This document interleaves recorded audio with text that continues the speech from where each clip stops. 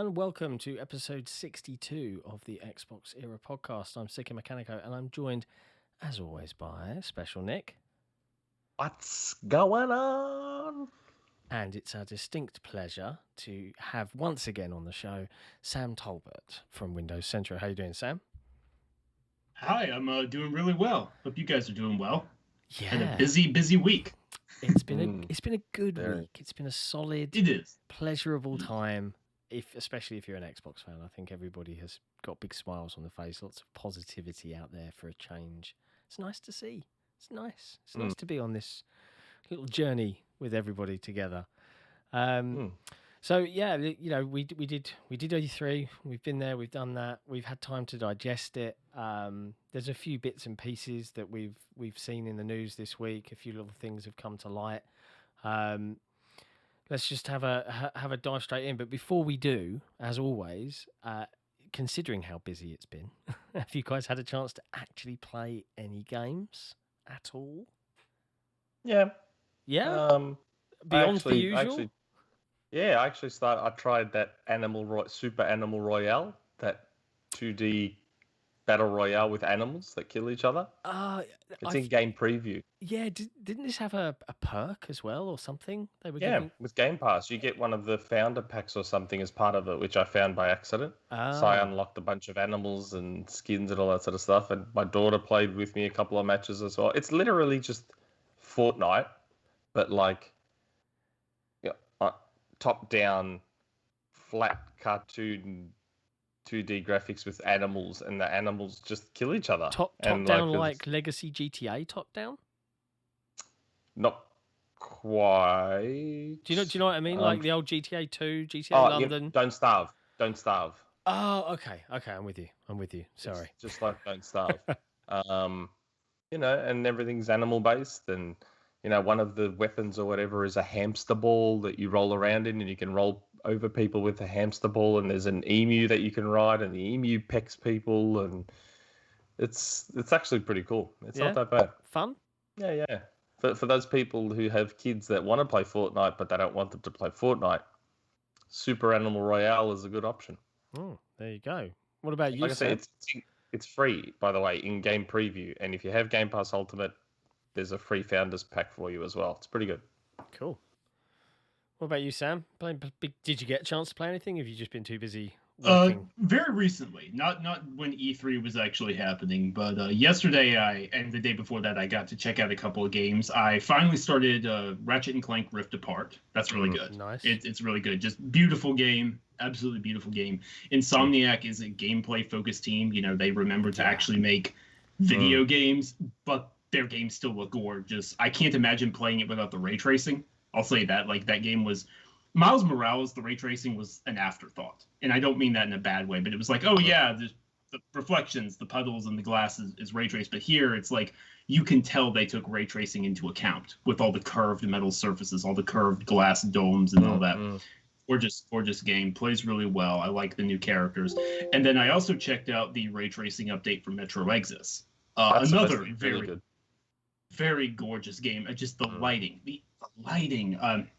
You know how with some games, like, there's a spot and you just look at that spot and okay, everyone's going to share screenshots of this particular spot. Yeah. Like, it happens. I don't mean this in a bad way, but it happens a lot with Naughty Dog. Yeah. Too. Okay. That's happening with Metro Exodus, but it's not like some grand vista. It's just a room. It's just this one room, and it is so well lit. It is the most realistic lighting I have ever seen in a game. With the barrels in it? No barrels that I remember. Just like it's a glowing, like, golden room, and everything is casting light the right way. The sunlight is pouring in through the window. There's small shadows in the appropriate place. It's a gorgeous... I think I shared a screenshot of it on Twitter. I'm guilty of what I'm talking about. And Metro Exodus is a great game. So if you haven't... Like, if you've for some reason been on the fence, go check it out. Yeah. It is absolutely worth playing. Because the previous Metro titles have been on Game Pass and were there for a fairly substantial amount of time. And I played... There probably is some people who watch this podcast will know I'm a bit of a wuss You know, when we were watching the Stalker 2 footage, I was like, this looks incredible. And then I was like, I'm never going to play it because it's too terrifying. And it's a similar thing for the Metro games. So, you know, I might load it up and then the first scary beastie will come and I'll be like, I'm out. But yeah, you know, if it comes to Game Pass, I may indulge just to look at it in all its prettiness. Although I think I have a copy on my PC somewhere. I got with the graphics They card. give away the Metro games like candy. Like I've got them on Xbox, PlayStation, PC. They give them away, whether it's PlayStation Plus, Games with Gold, Game Pass, Epic Games. Like you just get them everywhere. Yeah. And those first two have been updated with FPS boost. They run at 120 FPS now. So nice. Very nice. Well, I've actually been playing a bunch of things, which is very unusual for me. But the Summer Game Fest demo drop came out, so I've dipped my toes Tunic. into a number of titles. So I may as well talk about them. The biggest game I'm playing, and I'm desperately trying to get through it, is the Mass Effect trilogy. I take my time with these RPGs, even though I've played them before. I'm not just gunning through the story. I am side questing everything. I finished Mass Effect 1 last night and started Mass Effect 2. And I think I put on Twitter equally, you know, the scene where you get the Normandy back. And I was just like, oh, the feels. I was chatting to a friend today, no game universe, like even Halo, which is, you know, is arguably one of my favourite universes with books and everything else. But nothing has come close to what Mass Effect, that original trilogy, achieved. And nothing has since, in terms of the way the game's connected to each other and the story and and it blows my mind a little that no one's gone, that was really popular. We should we should make another trilogy like that. So yeah, I'm loving being Mass Effect 2 and being Shepard again. But I also tried out Sable, which is the very Mobius styled exploration Zelda-like with hover bikes, but without any combat.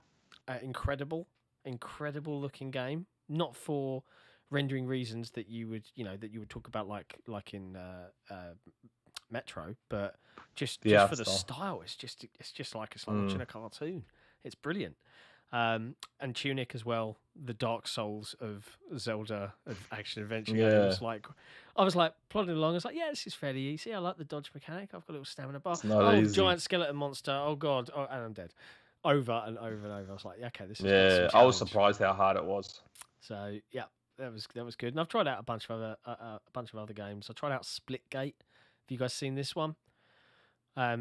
Was moderately surprised by this. This is from I can't remember. I know they've got 1047 in their name, but I don't know what the first part of the developer's studio is, and I apologise. But it's effectively Halo meets Portal. So it's a arena shooter, but you've got portal controls on the left and right bumpers and special points that you can deploy portals, and you can shoot through portals, and the portals act in the same way they do in Portal. How many times can I say Portal in 30 seconds? That you can go through, and the momentum will change your angle and all that sort of thing. Interesting.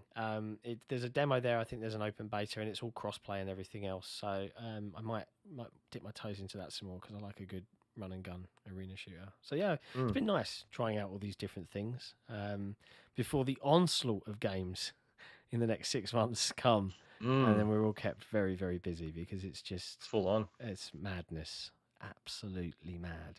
But before we get into kind of like, you know, breaking down E3, now that we've had some time to suggest it, probably the biggest news story of the week is that Design Labs is back. And is seemingly really popular. And I don't know, like, if people knew, like, internally at Microsoft. I've seen so many new Design Labs, like, suddenly appeared. The best one being the 360 throwback Design Lab. You guys seen that? I think it was James Shields. Yeah. I was like, that was some nostalgia. I made one of those in the old Design Labs. I'm like, I think I want to create a 360 controller. Just the grey sticks, all white. Like, that would be cool. Yeah, very cool. I'll definitely be getting Chris Zedox to import me a couple of those, one for me and one for my son, I think.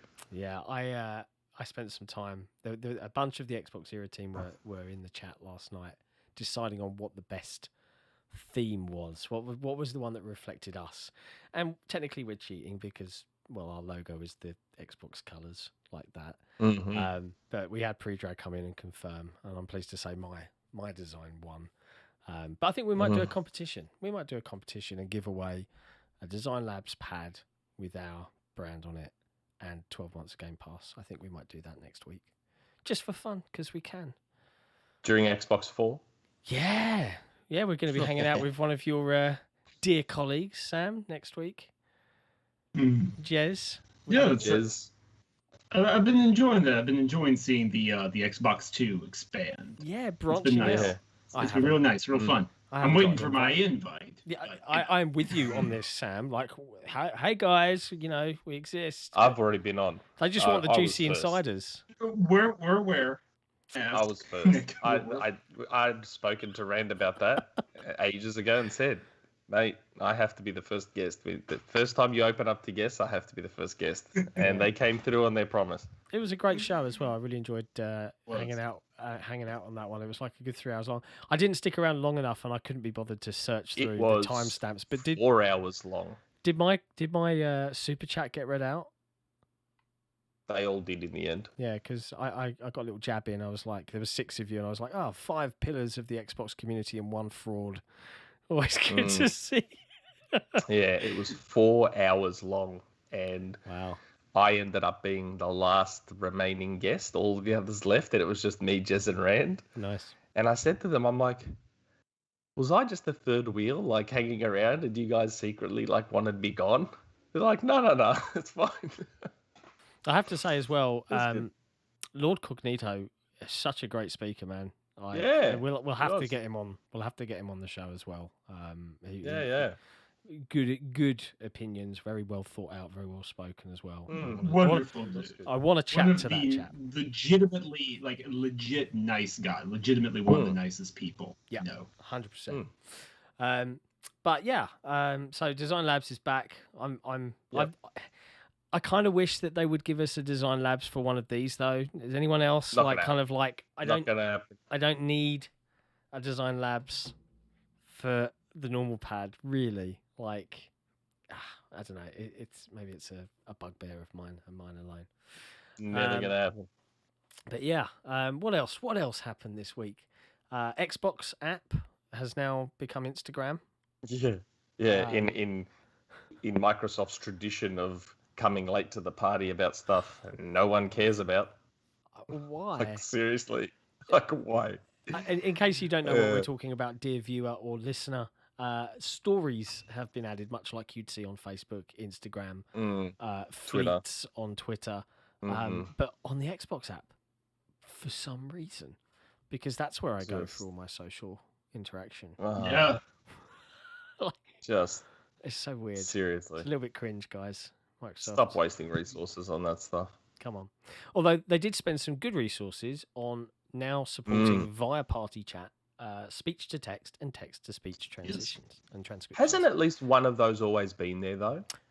They've been in games. I think Sea of Thieves had that in game for a long while.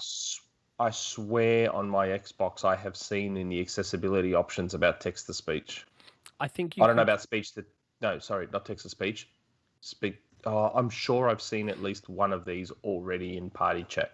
I swear. I don't think it was in party chat, and the reason I say that is they definitely had some sort of speech to text converter, because I was sitting here like a couple of months back. My son was playing Xbox, and I got this extraordinarily well typed message from him, and I was like, "You did not write this. This is your mother coming in." And then she swore blind she wasn't doing it. And then on a Saturday when he was playing, he sent me another message, and I knew she wasn't even in.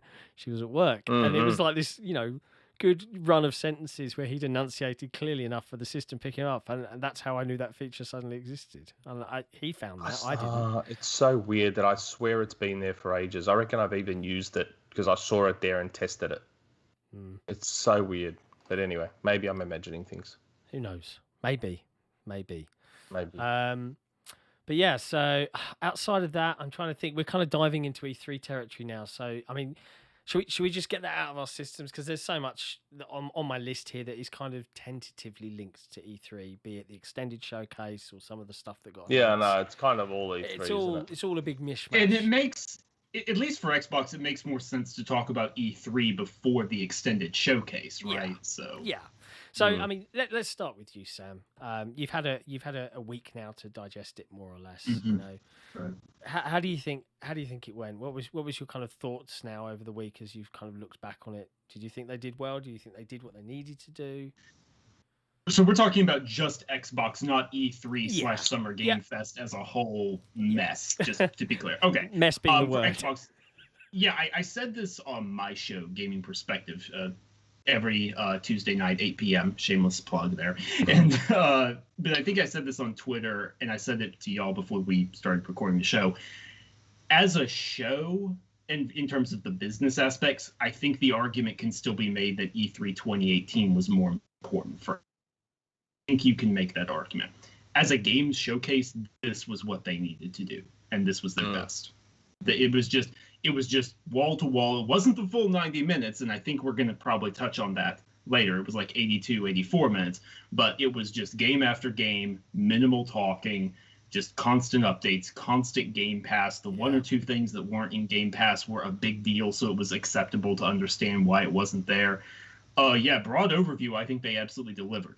And I think they delivered in terms of making it clear this is Xbox Game Studios and Bethesda Softworks coming together. It didn't feel forced. No. It felt very natural to let Bethesda bookend the show and pop up in the middle. Yeah.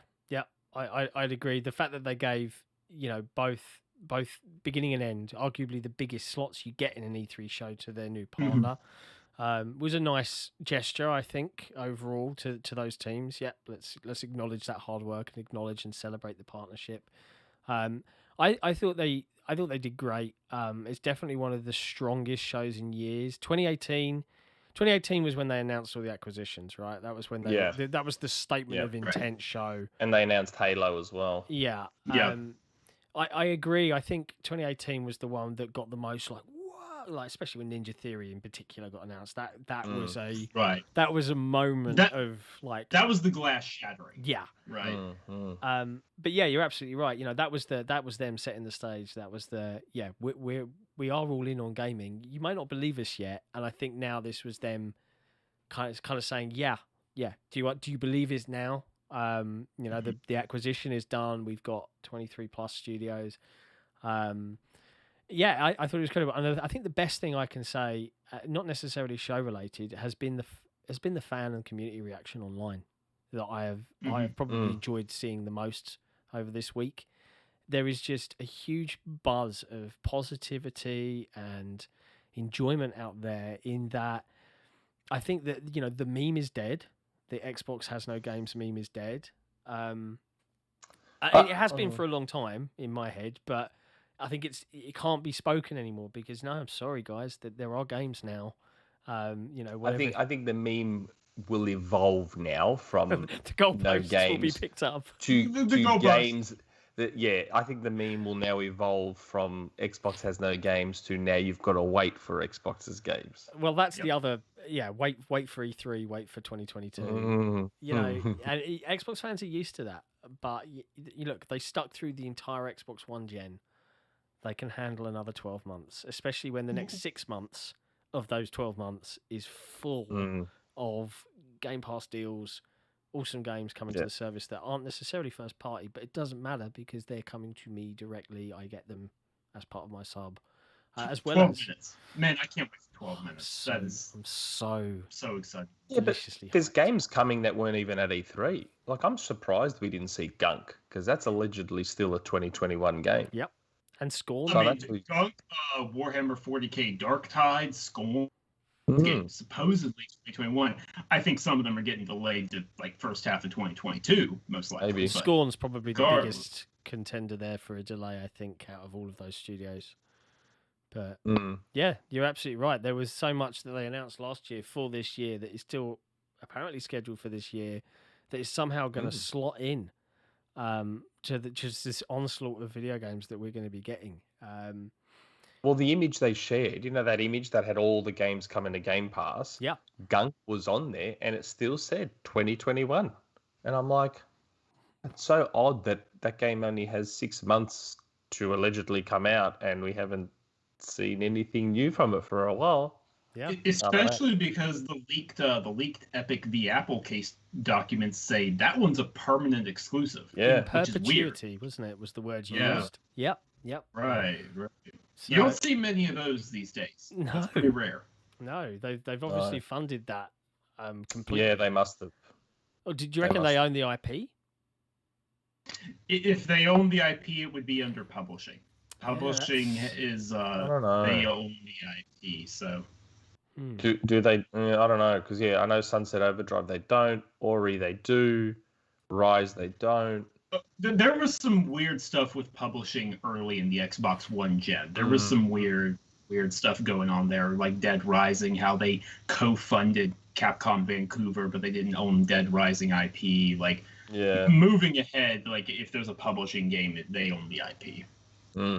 Yeah. Okay. And I mean, I'm just thinking now, July and August, like we've got Skatebird, CrisTales, Flight Simulator on console, which I'm impressed it looks as good as it does. Yes, I know it's 30 FPS, but it's understandable. Yeah, it's 30. Like it's 30. However, and this is interesting. This is a smart call. If you have a VRR TV, they will unlock the frame rate. There's a special unlocked mode for VRR only, and I'm wondering if we're going to see that more and more as the generation goes on. Yeah, like if they build in, you can unlock it in the game now. When you get new hardware in 6 years or whatever, it'll just reap the dividends, right? Because the backwards compatibility is just going to continue. So it makes sense. I've got VRR. I haven't. Yep. I can't afford such things, you sods. Well, I guess I have on this monitor in front of me, but it's 1080p. Yeah. I want the 4K. 4K. But we've got the Ascent, Lemnis Gate, which came out of nowhere. Have you seen that one? Like, I'm really looking forward to the Ascent. But Lemnis Gate is a FPS where you have 25 seconds to make your move, and then it repeats, and then you get to make a new move, and then they all happen over and over and over until one of you wins. It sounds happen a lot, isn't it? It sounds weird, but I love time travel as a mechanic, so I'm intrigued at this. And then we've got Hades, which I think there was some sort of fraudulent insider out there somewhere that said something. Wasn't there a rumor that was coming to Xbox like 5-6 months ago, fake. Roughly? Sounds fake. You only get celebrated for your losses, not for your, accuracy. Oh, that's right. Yeah. So, but I mean that. And I noticed after the show there was a lot of ads for Starfield. It's almost as if they had like already bought some ad time for it. Yeah. I feel like Jonathan Frakes on the Untold Mysteries or Unsolved Mysteries. Like it's a made up tale. It never happened. Yeah. It never happened. It didn't happen. Never happened. Man, no. Have you seen that where it's slowed down 80% or something, and it sounds like he's. Ridiculous. But and then I mean I haven't even finished the list. So we got Lemnis Game, we got Hades, 12 minutes, which we've already mentioned. Like I'm with you, Sam. It's like up there as one of my most anticipated titles of the year. I cannot wait to play it. And then we got Psychonauts 2. And that's just Psychonauts 2 is looking good. That game is looking really good. That's the next Jesse 2 and months. I were right. August. Yeah, August 25th. Great. I'm looking forward to playing that one. That's just the next 2 months. I mean, that's just put it into context. That is next month and August, and there's probably more that isn't on that list. That's just what we know about. Does that not like? I haven't had to buy a game in a long time. So good. That feels really good. So good. I love it. It's just wonderful. It's a wonderful world to live in. So I'm enjoying this ride. But let's talk about what's not coming out in the next 2 months. So, Sam, what was out of all of the things you saw at E3 on the Xbox show? What was your favorite moment? What was the biggest thing that made your jaw sort of drop and you're like, yeah, this is the one I want to play? Just one is difficult because I think there were a couple. I'll give you 3 if you want. Okay, like I think this phrase is being overused on Twitter of course, but I do think I agree. There wasn't a wow moment. You know, there was no, to me, one moment that overrode all the others. Yeah. So you said you'll give me 3? Yeah, go on. Go for 3. All right. It's our podcast. One is Starfield. I think opening with Starfield, bold, little further out than Bethesda usually teases their games and shows footage, very un-Bethesda of them, frankly. But again, the pandemic, I'm willing to believe that maybe at one point it was 2021, and that's whatever. I love the aesthetic. I love the aesthetic Starfield is going for, because one thing I was concerned about is this is a big space epic. We haven't had a big budget sci-fi RPG in a while. Am I going to think this is Mass Effect? How's it going to look?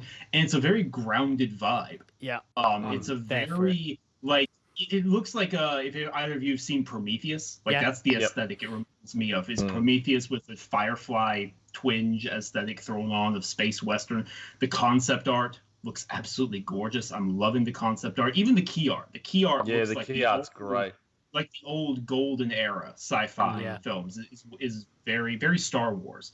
So yeah, I'm loving everything they're going for. Space travel, mechs. Todd Howard indicates there will be aliens in some capacity, and I like Bethesda games. I know they have a reputation for jank, but I'm gonna say this: Skyrim does not get credit for what it did for the Western RPG genre. As much as people do meme on it, and I understand it is a janky game in many respects, it was a buggy game in many respects, but there's a reason it is the best-selling Western RPG of all time.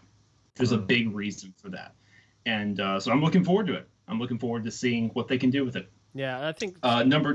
Sorry, go ahead. I was going to say, I think Starfield, I've said this before, I'm not a huge RPG guy, but I wanna love it because much like you said, I really love the fact that it's very grounded sci-fi. It's near future. It's in the realms of a possible kind of near possibility for human race in the next sort of 100 years or whatever. And have you guys noticed that the pilot looks a lot like the lady from Returnal in the Starfield trailer? A little bit. I see a resemblance. The nose profile is very similar, but Returnal was another game that had that aesthetic, right, of near future. This is in the realm of possibility. So I see it. I think that cool thing about Starfield is that you can already see that it's becoming one of those games that is constantly part of the conversation. Yeah, they do it for Xbox.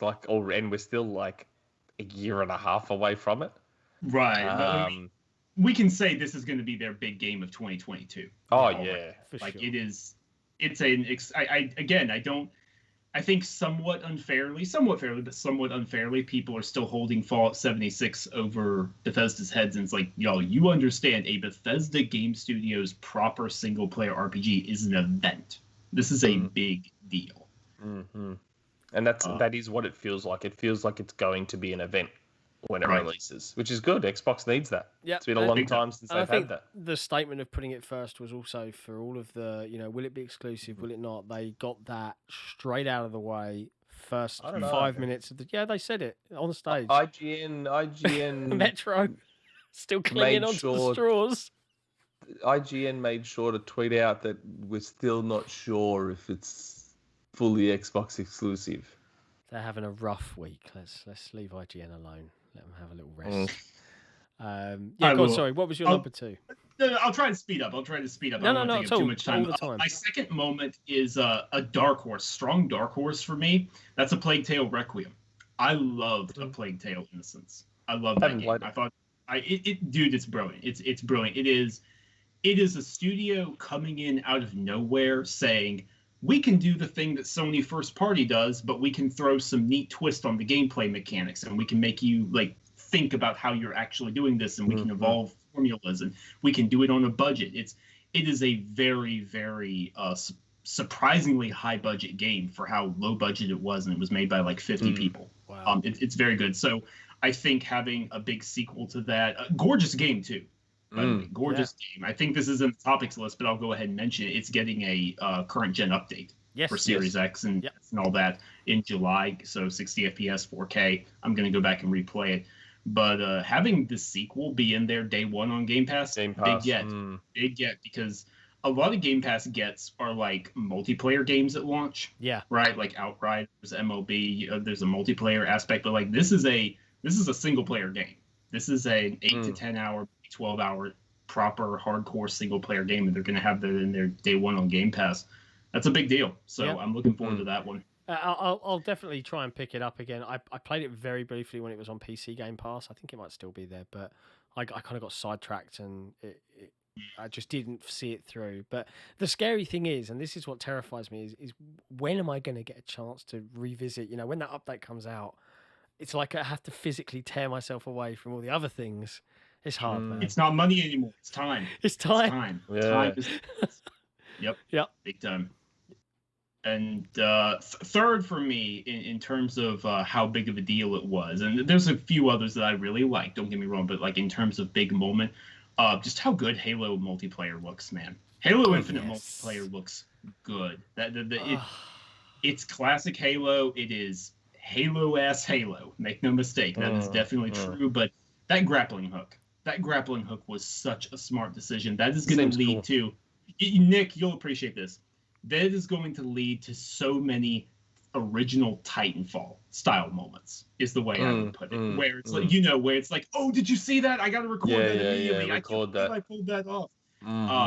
It looks good, and I am jonesing for Halo, man. It's been so long at this 6 long years of and the best part, the best part about Halo multiplayer for me, anyway, maybe not everyone else, but for me, because this is something I have wanted in multiplayer games forever. I've wanted it standard across the industry. Bots finally in Halo multiplayer.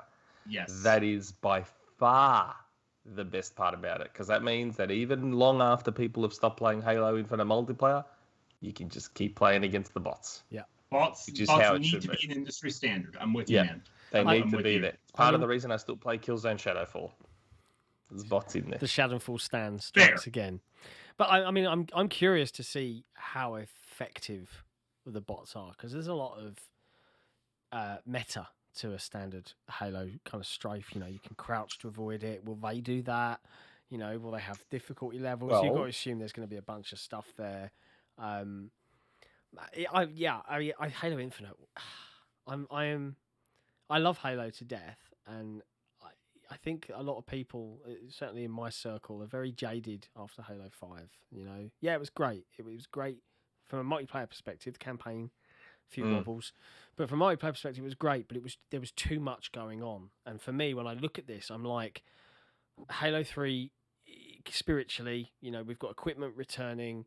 We've got a hardcore focus on what Halo was, Arena and BTB. You know, they didn't announce Battle Royale.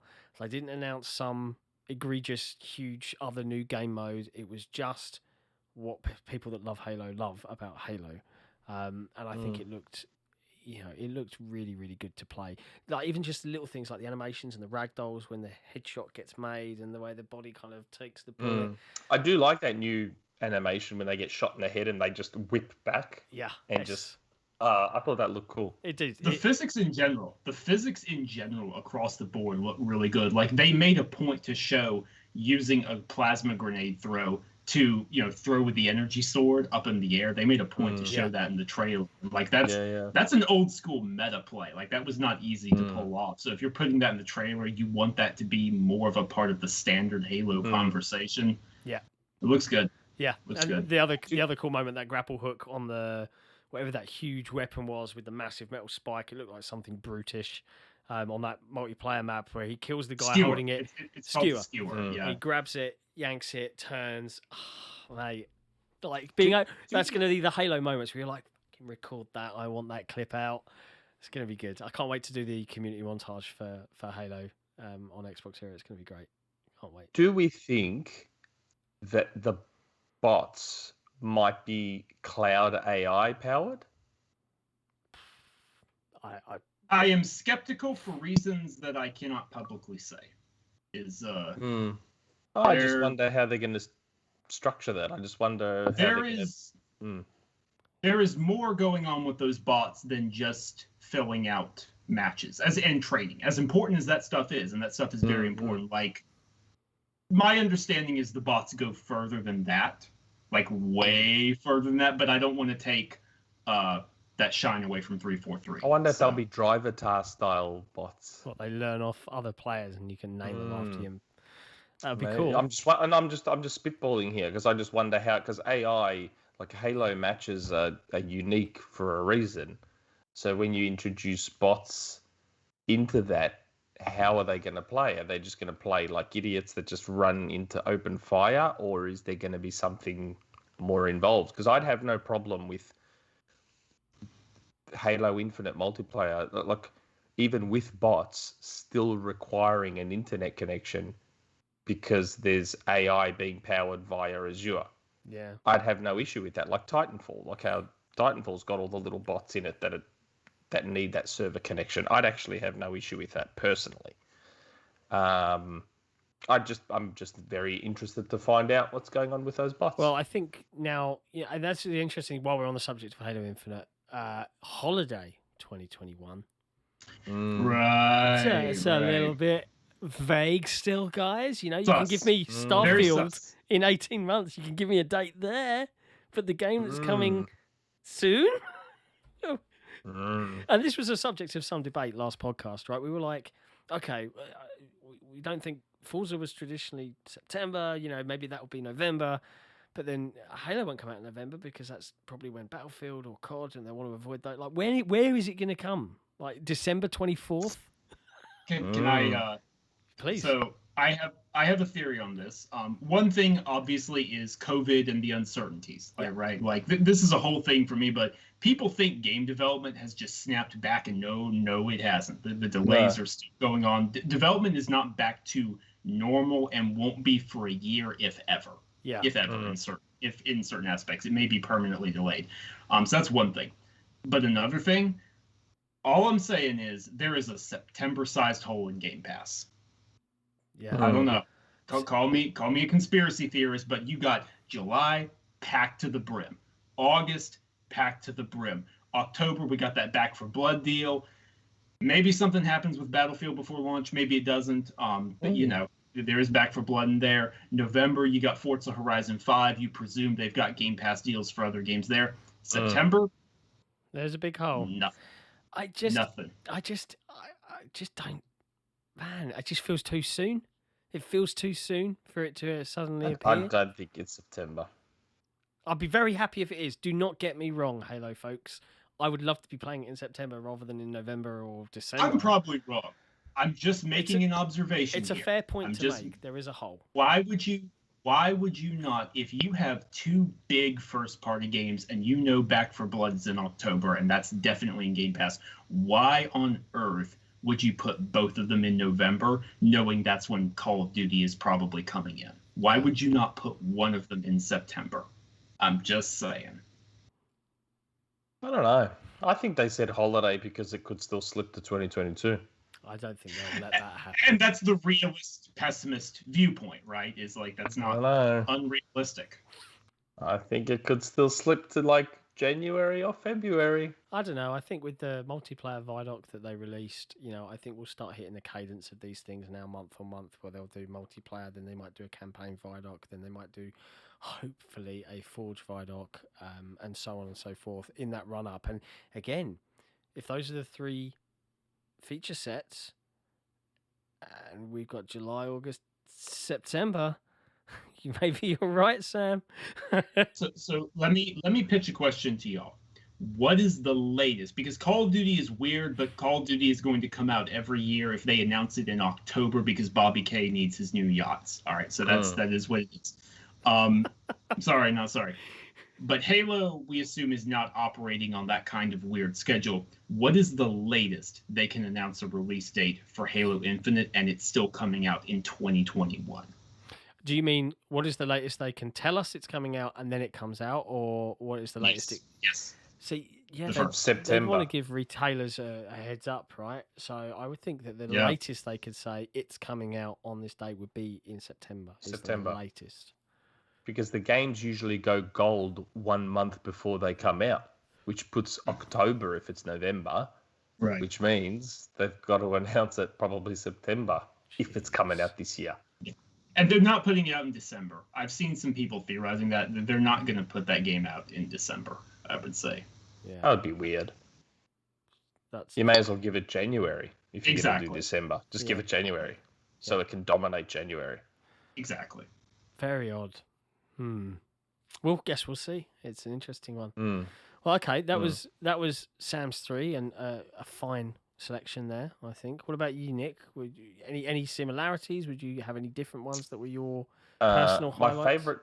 My favorite trailer was Contraband. I don't care that it was CG. That trailer was goddamn incredible and very stylistic. It reminded me, like, especially when you get to my age, you forget about old songs that you loved if you don't hear them enough. And then when I heard Do It Again, I'm like, oh my God, I forgot how much I love this song. And it made the whole trailer for me. Like, that was probably, it might even top Mad World for Gears of War, just in terms of how perfectly it captured the feeling of the 70s heist thing. And I loved that trailer. I don't even care I want to try that game now just because of the trailer. And that's the beauty of Game Pass. That's the best part about it. I don't have to care about, oh God, do I really want to drop $100 Australian? Do I really want to drop $100 on this game? I'm not sure. Maybe I should wait on reviews. Nah, man, I'll just try it. Yeah. It's just there in Game Pass. I'll just try it. Forza Horizon 5, as much as I'm possibly not going to play it just because of how overwhelming those games are, but visually, I haven't seen anything like that before. That was a little bit of a wow moment. The still shots of the scenery. Yeah. It was brilliant the way they did it. There were some shots there where if you I couldn't tell. Not at least not rewatching it in 4K. When I went back and rewatched the stream, I could not tell you if it was actually Mexico or if it was in. Yeah. It was unbelievable. I went back and watched them in 4K on my OLED, and I was just like, those still shots. It's just like, man, if you didn't tell anyone and you just asked them to come in and see what was on the TV, they would have just thought it was stock footage of the desert. And then all of a sudden the camera just pans real quick and the car just zooms through. It's like, that's unbelievable. But my thing about Forza Horizon 5 is I look at how that game looks and think to myself, what is 6 going to look like given that's going to be next gen only? Do you know what I thought when I saw it? And they'll have all the Forza tech. It'll have all the Forza tech updates because Turn 10 will be done upgrading the engine by then. Because that's the thing, right, is they're working off the current engine. Unless I'm mistaken, correct. They are working off of...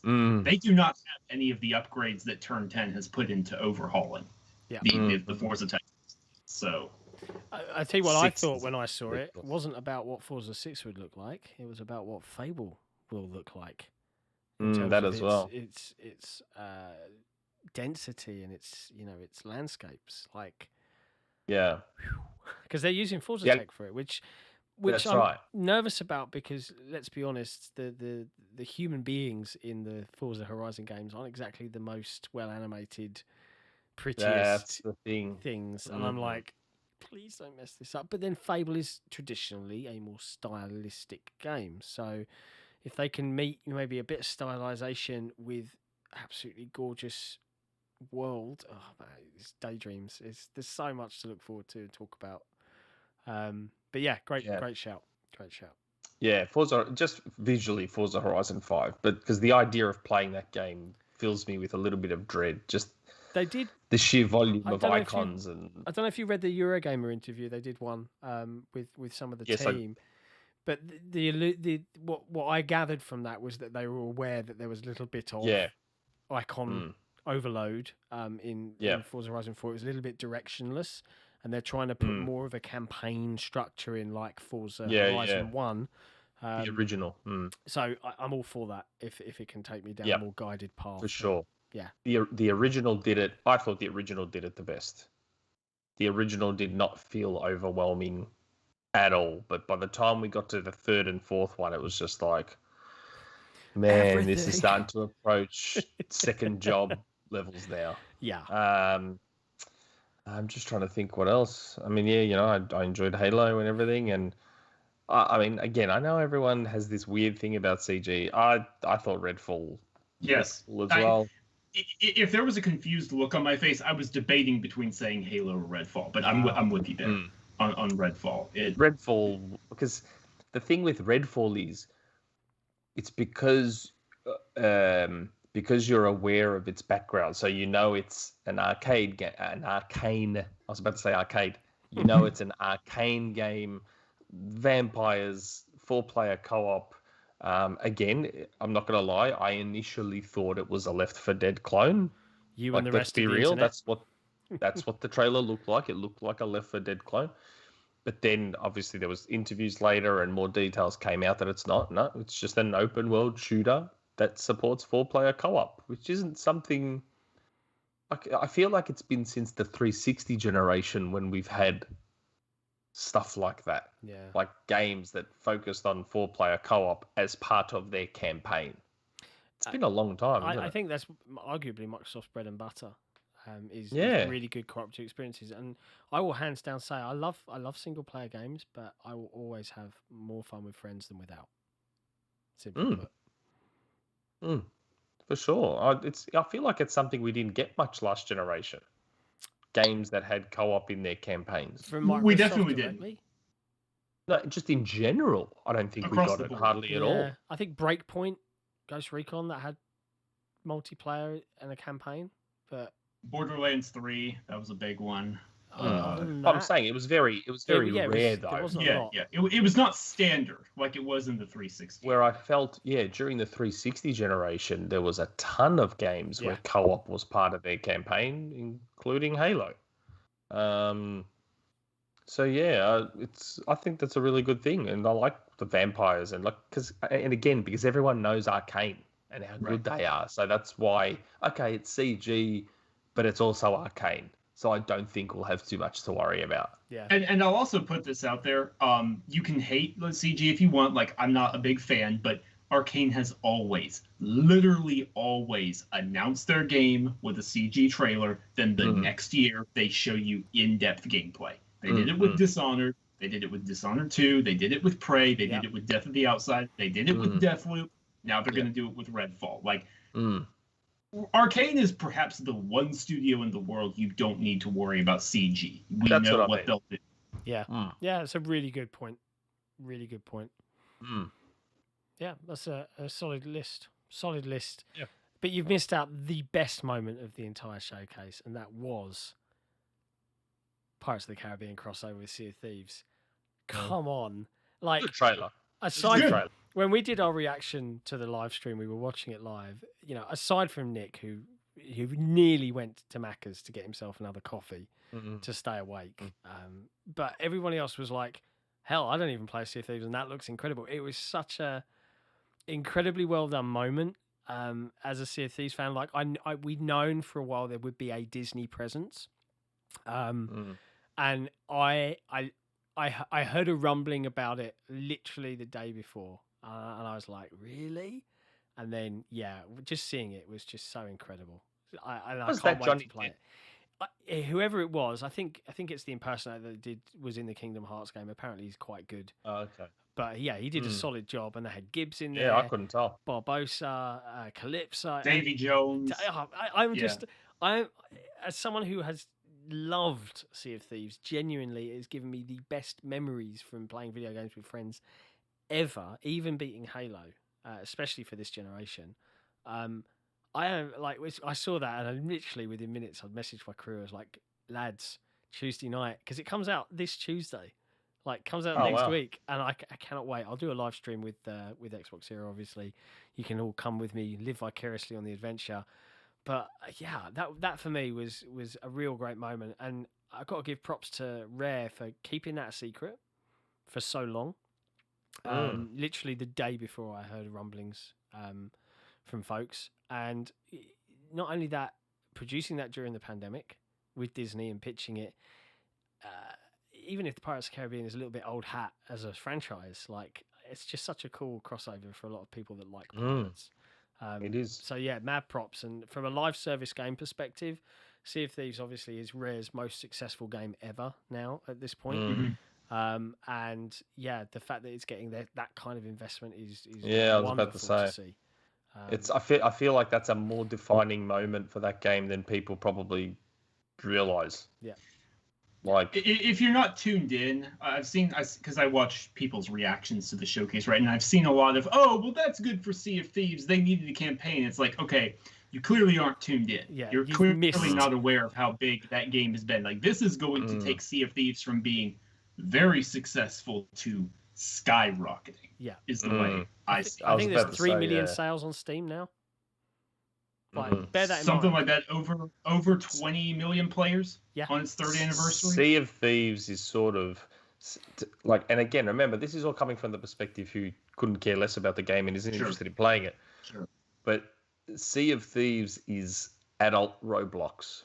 And by that, I mean, it's that game that no one has any idea it's as big as it is. Fair. It's huge. Yeah, it's like I this getcha. In the shadows. It's like this huge game that for some weird reason no one knows it's there and no one realizes how big it actually is. Yeah. Just like Roblox. Like, people don't get how massive Roblox is with kids. They just don't know about it. Yeah. And I feel like Sea of Thieves is the adult version of that. Yeah, like, people don't realize how big it is. I think it's fairly popular with kids as well, but I think the biggest thing I can say for Sea of Thieves is it is pure sandbox. Like, they give you tools, not rules, right? And it's very silly. And throughout the pandemic, it was my Friday night pub night, going out with friends on the open season, seeing what the hell happened to us, and it was always fun. Unless we encountered some CSGO players having a weekend off on PC. That was bad. And I still think Rare need to do some better matchmaking there. But other than that, that was my personal favourite moment. Similarly to you guys, I think you've probably called out my favourites. Halo's, we talked about the multiplayer trailer, just the Halo Infinite cutscene. Excuse me, and the tone. Which I did say. Yeah, the tone it struck, I think, was what resonated with me. It's good. The weapon, or Cortana 2.0. Not Cortana. Not Cortana. No, not Tana. Yeah, I suppose. She will end up as Cortana. Come on. Well, yeah. Well, I mean, that's what it alluded to, right? Where he was like, the missions change, they always do, and she downloaded into his chip. That was very, for a lot of Halo fans, I've seen reactions. It's really funny. For some reason, Microsoft did not put a 4K or any kind of trailer up of that cutscene. That was YouTube. odd, wasn't it? So we Very did, strange. And we've got we did, yeah. I don't know, 30,000. But so many comments from Halo fans like, "Oh God, this feels right," and I haven't seen that for a long time from Halo fans. It's been 6 years, and I think they really, really want this game to succeed. It was good, and I think that even if it was just cutscene, and we still haven't got that is Craig alive or dead moment yet from the team. I think it will come. I think now that they've released the multiplayer Vidoc, I expect that we'll get beats on all those other aspects of the overall package in the coming months. And remember, I said this in the episode before E3. I said I think they will do a cutscene because they want to do everything they can to avoid Craig, and they were right. Like, I tried with the Jackal. I tried to see if the Jackal looked like crap. And I kept pausing to see if I could pull off a Craig, and that Jackal model looked great. Yeah. And that is why they chose the cutscene, because they could just handcraft that trailer to make sure that no one could create something that looks like garbage. Yeah. But the thing is, don't forget, last year's cutscene that led to the gameplay didn't look as good as that cutscene. So if the cutscene they just showed is reflective of what leads to gameplay in the same way last year's did, then we appear to have a significant visual improvement. Yeah, I mean, and they gave you that very brief in-engine game, right? Where he used the hook camera and then smashed through the glass. Well, and the just before the actual cutscene, they gave you a camera-free flying up, and the pelican comes in. The fly, that was the world, and the world looked explorable. And I can't wait to get stuck in. Did you notice? Someone actually sent me a picture via a Twitter DM and said I could tweet it out. For whatever reason, they didn't want to. But they're like, they said to me, they go, "Did you notice that there's a dead brute in the bottom right corner? Is that Craig?" And I'm like, maybe "What?" it was. So he's circled it, and like when he's doing that flyover, Joe Staten, you see it in the bottom right corner. There's what appears to be a dead brute. So I actually tweeted it out and tagged the Halo Twitter in it, saying, "Is that Craig? Like, was that like a little Easter egg to Craig being dead?" They'll put a proper Easter egg in there where they'll keep the old. There's going to be an emblem or something. Yeah, there's going to be a Craig reference. Yeah, in loving memory for sure. yeah, for sure. But yeah, so you know, aside from that, I guess I'll chuck. I'll give an honourable mention to the Outer Worlds 2 trailer for being that was great, very very funny and on the nose. Took the piss. Yeah, I think that was very amusing, and you know, I appreciate the Obsidian team and the Grounded trailer as well. Just generally the humour from the Obsidian team came across really well this show. I think Outer Worlds 2 will be a very, very, very high quality game. How are they making so many games at the moment? We've got Grounded, we've got Avowed, we've got the Outer Worlds 2, and I am sure there's one more. There's a fourth. There's two game more. Two more. What they're not far along. They are in early pre-production, but Grounded is a tiny team though now. Grounded is a very small team. Grounded's a small team, and another thing about the Outer Worlds 2 is I can see. It's going to be, like you said, Nick. I think polished. I think it's going to be a lot more technically advanced and more, graphically intensive than the first game. But it's not going to be this 100-hour epic RPG like Avowed is. The scope the best thing about the Outer Worlds was that if you did everything, it was barely 30 hours. I loved that. That makes me want to play it. Yeah. It is a tight, concise RPG. And you don't have to wait 50 hours to see your decisions matter. It's like, hey, you screwed that guy over 3 hours ago. He's back with a vengeance. Or remember, you talked your way out of this problem here. Well, later you get to see this. I don't want them to lose that with the Outer Worlds 2. And I don't think they will. But one thing that was interesting, I don't know if y'all saw this, is on the Xbox description page for all the games. They do one for all the Xbox Game Studios titles. It says it's a new solar system and a new crew. So it looks like they're going the Dragon Age route and not the Mass Effect route, where it's going to be a different main character with a different cast of companions. That means I can jump in on the second one. I think it works. I think it works for the Outer Worlds. It's like, hey, we're going to keep the same tone, probably the same factions, but we can look at different parts of the galaxy and what's happening. Yeah. It's an interesting time. I don't know how they produce so many games. I mean, I know that there was talk of Avowed being there. We've heard it's fairly far along. Maybe they're saving that for another show this year. I think the other game that people were sad that they did not show at the main show was Hellblade 2, considering they announced it with the Xbox Series X at the Game Awards.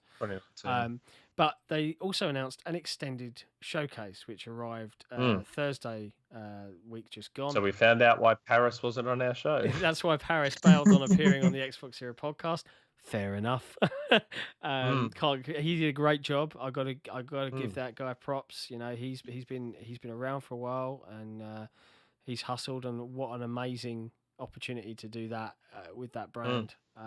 Super cool for him. Very, very pleased for him. He did a really good job as well, comparatively to other Xbox hosts that we've had in the past. Very down to earth. You could tell he had a lot of hands in what he said versus it being... He just let the developers talk too. Yes. Which I appreciated. Yeah, he didn't interrupt. Let them talk. But yeah, we did get to see a brief kind of stylistic, lots of different bits and pieces mushed together in a very ethereal trailer for Hellblade 2 there. I can't help but feel that, again, I think you've said this before, Nick, Ninja Theory is Microsoft's Naughty Dog. I think they will be. They are going to come out and they're going to make something ridiculously incredible from a single player perspective with that game. And I do find it odd how not far along it is. Yeah, they even said, paraphrasing here, they said, we're working right now on a very large, effectively a vertical slice. And I'm before like, we go into full production, I'm like, what? I mean, great games take time, but that surprised me. Great games take time, but if I can push back a little, I think another thing is they got screwed over with the pandemic as they were moving studios. Yes, they did. So I think that gets lost in the conversation. And even Herman Hulst over at Sony has admitted that like their big games, what got hit is performance capture. Yeah. And when you look at Ninja Theory and how focused on performance capture they are, I can see it being this situation of like, well, crap, what can we actually do here? We can do photogrammetry. We can, do audio. From that, we can gather that trailer in 2019 was nothing more than a CG trailer, and the game hadn't even started yet. But then, obviously, COVID hit right as they were probably about to start the game. Yeah. And totally screwed it over, is my guess. Just based on what they just revealed and said. If you look at the timeline of everything, that's what appears to be the case, which sucks, but it is what it is. I'll try not to theorize too much. You know, they clearly are a very, very talented team. They have a huge ambition with that project. I genuinely do think it is going to be something very, very special whenever it arrives. But yeah, I don't think we can expect that one before 2023 at the earliest. Yeah, I was about to say probably 2024. Yeah. Solidly 2023 is the way I would put it. Like deep, not January, February. But I mean, games take time. A lot of stuff has gotten delayed due to the pandemic. I'm not going to cry over it. And another thing, there's plenty to play. There's going to be plenty to play. There's going to be plenty of games before that. That's another thing. I'm sorry to interrupt, but like, I think one good thing this showcase did that no Xbox showcase has done before is it was a literal roadmap. It was literally, hey, you're playing this, then you're playing this, then you're playing this, then in 2022 we're going to have this game, and then we have Starfield to cap off the end of the year. Like, that was well done, and I appreciate that. So yeah. And it just, I was going to say, it just further highlights how unreal Game Pass is. Yeah. It is just the best. It is the greatest thing. I love it so much. Yeah. I just love that I don't have to care anymore and decide whether I'd want to fork out the money for games. Yep. Now it's just a matter of whether I have the time to try them and play them. I wish I had more time. Yeah, bad. Tell me about it. But yeah, it's so good. You're absolutely right. Game Pass is the thing. And I bet Microsoft absolutely love finally having a consumer-facing product that no one has anything bad to say about. Like, it is fully loved across the board. They find a way. Well, disingenuous people will find something that they don't love about it. But it's not true art, right? Yeah. It's not true. $70 is art? Is that the meme? But I want to own my games. The great thing is that I can own my games with Game Pass, and I get them at a discount. Yeah. I know. I never understood that argument. I never got it. Stupid argument. But yeah. So that was E3, and I think it was great. I had a really good time. There's a lot of work ahead of everyone in the Xbox community from a media perspective. There's lots to cover, and lots to look forward to. So it's going to be a ride up till Christmas now, I think, and it's going to be a fun time.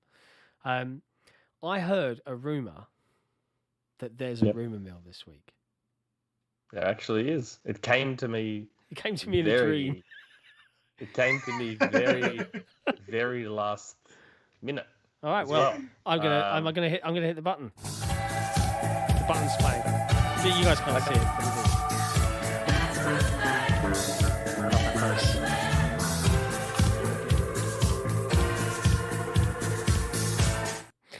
We're back. Go, Nick. Okay. So, yeah, this was literally yesterday morning. So it was a message I got in my DMs in Discord the morning of my birthday, which was interesting. So, do we have many Quake fans out there? I'd assume we do, especially amongst older gamers. Yes, I believe you and I had a conversation about Quake a few episodes back where we said, God, wouldn't it be great to see a Quake reboot at some point? Bring back Quake, even if it's a full reboot. So, yeah, I've been told that allegedly there is a new Quake game in development. And it was... Let me see if it. I don't think it is just id. I think there might be a few studios involved in this. Let me just hold on. Let me just read through. I'm just trying to find that. I don't think it is just id. I think there might even be Machine Games involved. Hold on, let me just see. Bethesda in general just has a collaborative culture where so many of the teams, even like uncredited, work on each other's projects and give feedback and give support. I don't think it is just id, but the other thing I was told, it's allegedly got a female protagonist. Cool. New for the series. A girlfriend for the Doomslayer. Maybe. I don't know. So yeah, and I asked, is it like, because Quake 3 Arena was the multiplayer game. I said, is this single player? Is it multiplayer? Is it both? And apparently it's both. It's going to have single player and multiplayer. So it seems like it's a full-on Quake game. Well, they did confirm QuakeCon again this year. Digital QuakeCon. I wonder if we'll see something there. Surely that's where it gets announced. But again, maybe it depends how far away it is. I have no idea. I just got a random DM yesterday morning saying, about the new Quake with female lead playable, right? That's literally how the DM started, and I'm like, no.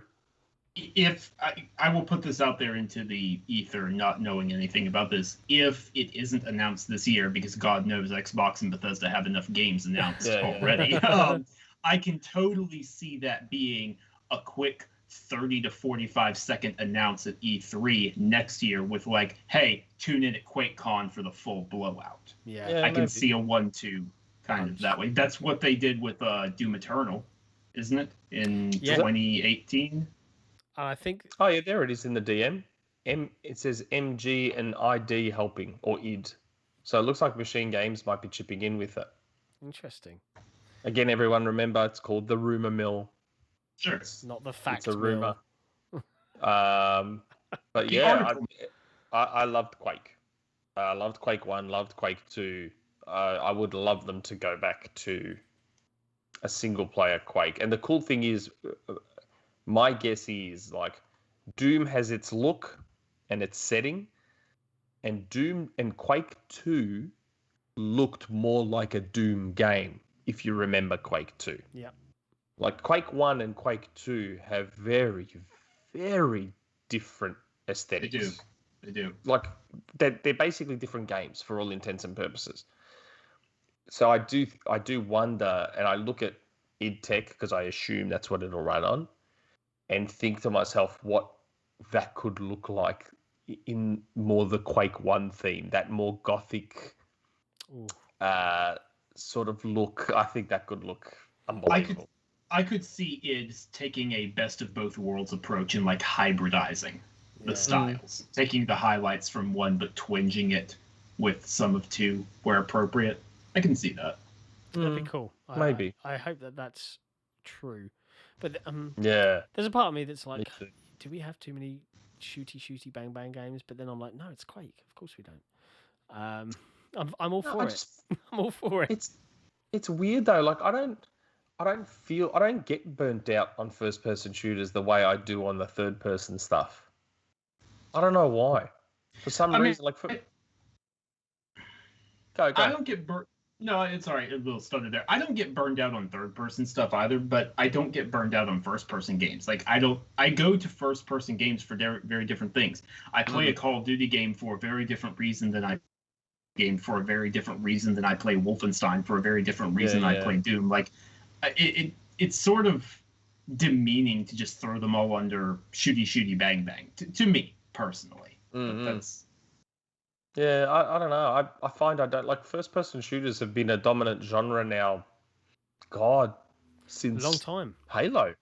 Yeah, and don't get me wrong, right? When I say shooty bang bang, I'm probably more referring to the detractors that say Xbox is just a first-person shooter box. And do we want to? Does Microsoft want to continue to perpetuate that image? But it's Quake. I mean, it's a classic IP that many people would love to see return. So I'm not going to poo-poo it. I'm all for this. They FPS now is my own favorite genre. literally all the biggest FPSs of all time. Yeah. Don't they? Yep. Outside literally of Call all of Duty. of them. Obviously. Yes, that's right. Sorry, outside Call of Duty, they literally own all of them now. So Halo, Doom, Quake, Wolfenstein. Oh God, what are the other ones? I know there's others. I've lost them now. But yeah, I mean maybe. Yeah. Oh yeah, Perfect Dark. But maybe that's what Microsoft's doing. They're like, you know what? Sony's leaning into third-person slow walk and talk. We're just going to lean into first-person shooters. That's where it looks to be headed. Who knows? Guess we'll find out. But yeah, that's an interesting one. I'm excited. I hope that gets announced at QuakeCon. Yeah, that would be very, very cool. I actually did get a second rumor as part of that DM, but I'm not going to say that yet. Oh. This one's going to get people very excited. Oh, the tease. Oh yeah, it's a little more niche and hardcore, but it's in that cult classic vein. Fair enough. I told this person that I'm going to hold on to this one. Okay. I'm going to hold it. There's your Rumourmill, ladies and gentlemen. As if there wasn't enough games to possibly theorize and chit chat about. One thing I wanted to get into, one thing that I wanted to speak about before we dive into our Patreons and community questions. The last topic, acquisitions. Now, I was nervous to bring this up because Microsoft fans, Xbox fans out there, Microsoft have set a precedent and people expect it. And indeed, a few days before the show, when the majority of us were like, nah, suddenly the rumors flipped on their heads and we heard all sorts of crazy stuff. Like, we haven't published any of it, and I don't think Windows Central went into any detail with it anywhere. But I would imagine that everybody in the media heard a bunch of rumors. And I can name all of the studios, as I'm sure you guys all could, that were in those rumors. I'm not going to name them now, right? Because I don't want to kickstart that conversation again. Because frankly, the acquisition thread on XboxEra is mind-boggling, insane. But one, the question I wanted to ask is, what do we think happened there? And two, and I'm wary of saying this, but you guys, tell me if I should cut this afterwards. I'm fairly confident one is done. I from everything we've heard, I think one is done. And I'm very curious as to, I think I know the reason why, but you tell me if you guys agree with this. They wanted to make sure that this was the Xbox and Bethesda show, and they didn't want to overshadow it with chit-chat of all this stuff. And I get a sneaking suspicion in the next coming weeks or month, we're going to see a simple press release, just like we woke up to in September of last year. I was like, hey, we had $7.5 billion sitting around. Maybe.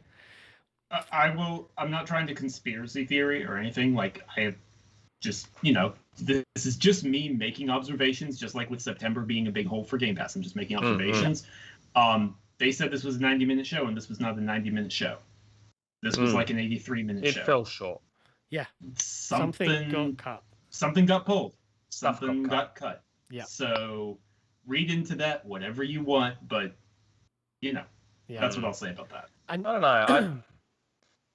At the same time, because the problem is so many of those rumors all came out at the same time, all from different sources. So it makes me think, okay, don't get me wrong. We know they're going to be acquiring studios. They said it. Yeah, they had a press show before E3 to let the folks know we're not done. Satya came out literally in a video and was like, we have so much money and we are going to spend that money. And Phil was like, 23 studios and growing. Like, they're clearly going to be acquiring. That's not even a debate. My thing is, where all those rumors came from with all those studios, and the number just kept growing. It went from 1 studio to 3 studios to 5 studios to 7 studios. Wait, I never heard the 7. What the hell? I only got to 5. Got to 7. Okay. I just think, was that Microsoft leak hunting?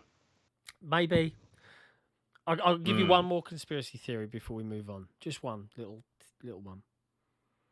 When Flight Simulator came out, it said Xbox Global Publishing presents Microsoft Flight Simulator from Asobo.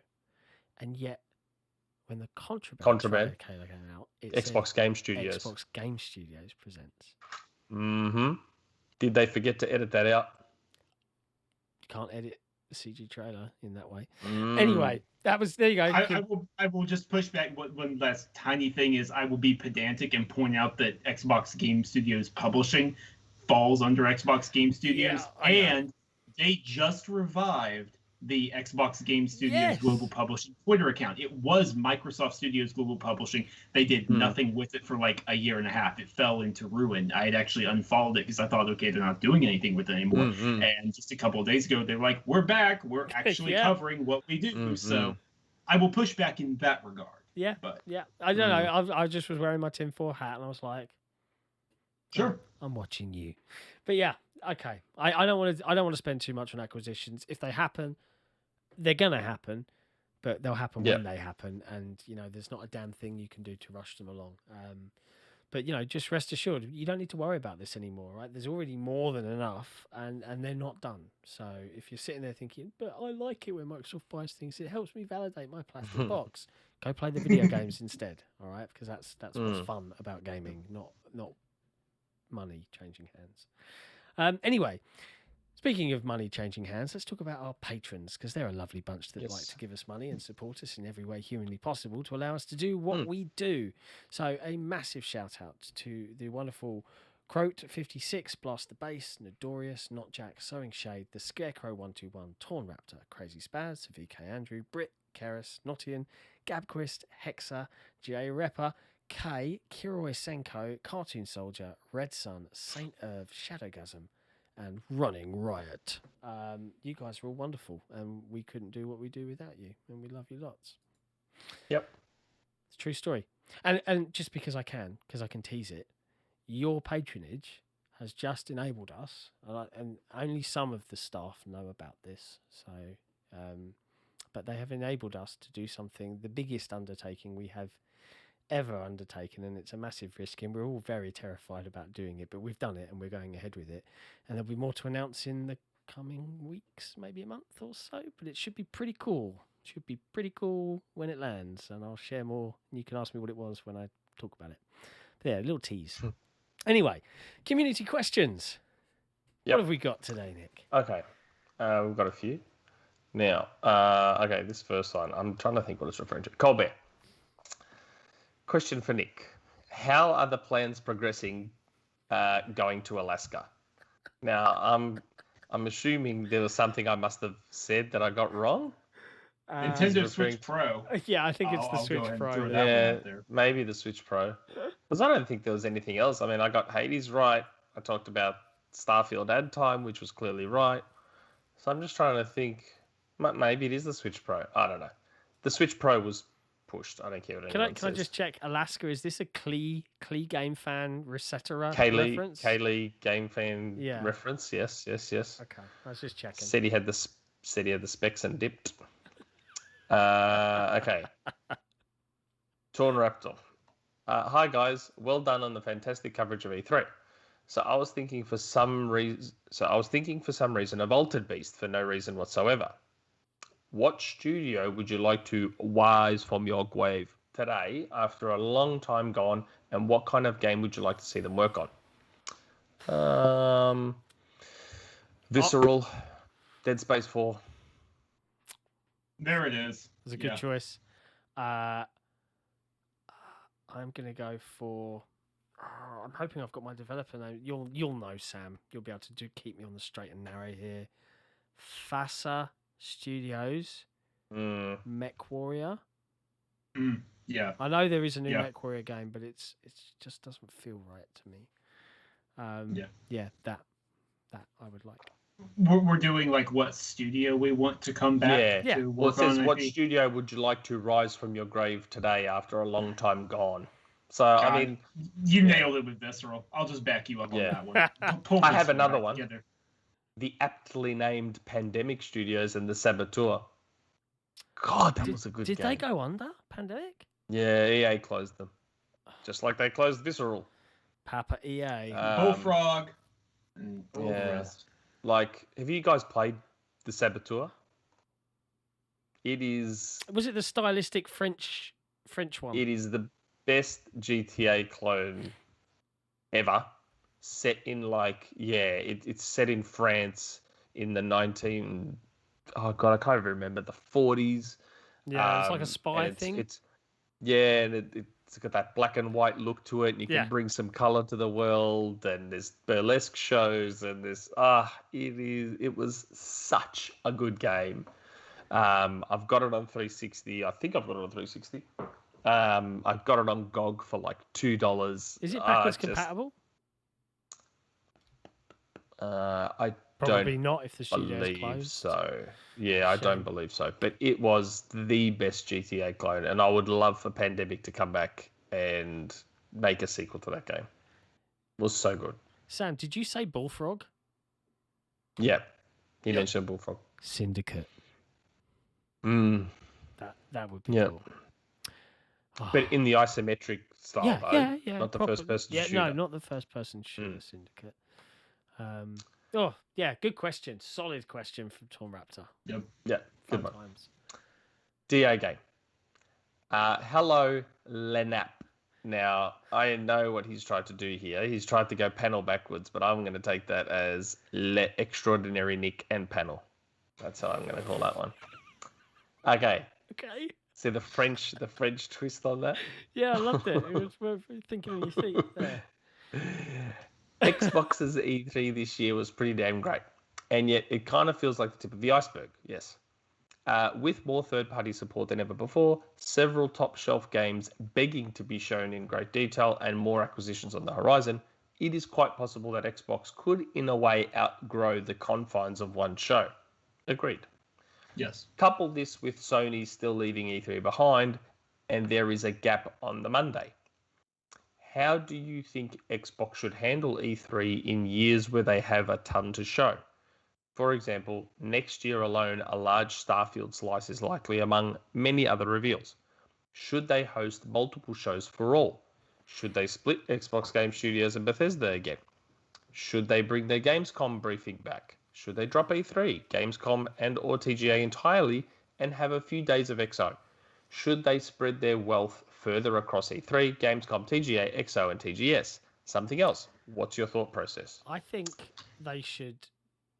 I think very similar to what they've done this year, which is, let's say E3 rolls around next year, they show off the deep dive of Starfield, they show off a gameplay trailer, proper gameplay trailer of Redfall, etc., etc., etc. Having that extended showcase where you get your devs on and you get to do your 20-minute deep dives that are narrated and talked through, that is the best way to do this stuff. And you chuck in, every quarter you do Xbox Direct, whatever you want to call it, if you still want to keep the name Inside Xbox, whatever. Just bring it back. Right?